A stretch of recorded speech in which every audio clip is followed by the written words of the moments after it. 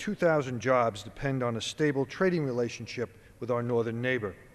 We currently lack a unified approach to stopping the flow of drugs across the northern border. As the southern border has witnessed the spread of violence that has accompanied the increased drug trade, we must be proactive and vigilant in ensuring that our northern border remains safe and open for business. Organized criminal elements are increasingly exploiting the northern border to traffic narcotics, illicit cigarettes, firearms, and people.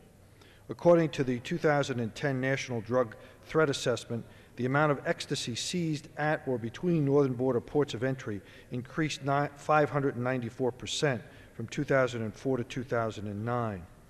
In 2009, there were 1,100 drug-related arrests in New York's North Country. Just last week, the Franklin County Border Narcotics Task Force caught a Malone man believed to be headed downstate with 119 pounds of marijuana. The Narcotics Task Force, consisting of law enforcement officials from the federal, state, and local level, stand to benefit greatly from this legislation. They will have the added advantage of increased cooperation and information sharing with their counterparts across the northern border. By enacting this important legislation into law, the federal agency that is responsible for stopping illegal drugs from entering the U.S. will be for the first time mandated by Congress to create a comprehensive strategy to stop the flow of drugs across the northern border.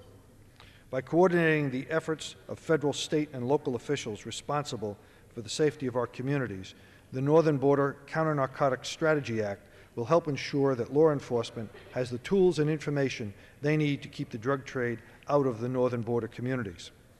This legislation also recognizes the important balance between allowing the flow of legitimate trade and travel across the border with Canada and stopping the flow of illegal narcotics. This new strategy will reflect the unique nature of the small communities that dot the northern border and recognize the need for continued cooperation and coordination with our counterparts in Canadian law enforcement. This legislation will ultimately make these communities safer, attracting new businesses and providing the long-term assurances of protection they need to grow and prosper. Upstate New York has benefited for decades from a robust business relationship with our Canadian neighbors, and any illegal activity that takes place over our borders threatens that relationship. The Northern Border Counternarcotics Strategy Act starts the process of developing a new approach to combating the international drug trade along our shared border with Canada. It is a vital component to the economic development and safety of our communities along that border. I ask my colleagues for their support and reserve the balance, and I yield back the balance of my time.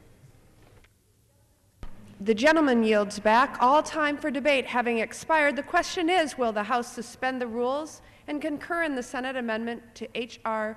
4748? Those in favor say aye. Those opposed, no. In the opinion of the chair, two-thirds being in the affirmative, the rules are suspended, the Senate amendment is agreed to, and without objection, the motion to reconsider is laid on the table.